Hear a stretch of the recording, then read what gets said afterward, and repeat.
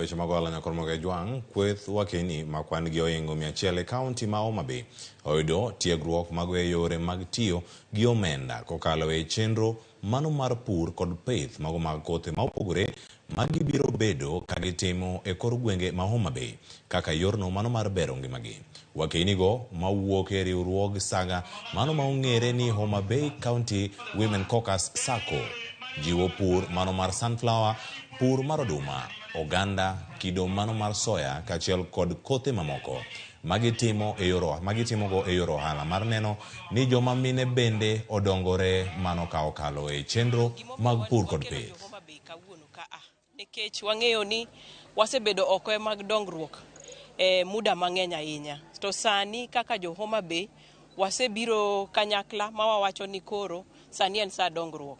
To jok mapitho kaka farmers obiro winjo kao puonj mopogore opogore. Omiyo kawuono ne nitie jok sunflower, wawinjo jok mapidho bel, wawinjo jok mapidho soya gi gik moko mopogore opogore nyaka bando.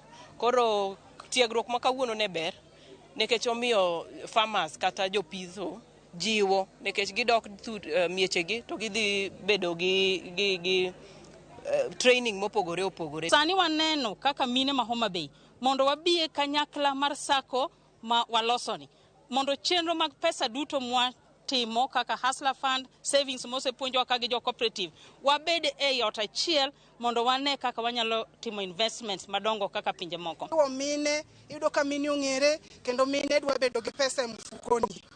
Koro waduoko erokamano nikech dhako man gi pesa owuotho kotegno. Dhako man gi pesa okowacho ni kawuono chuora timo kama to timo. Rowere kaunti ma Migori nyakor moge jwang' ma timo ohala kod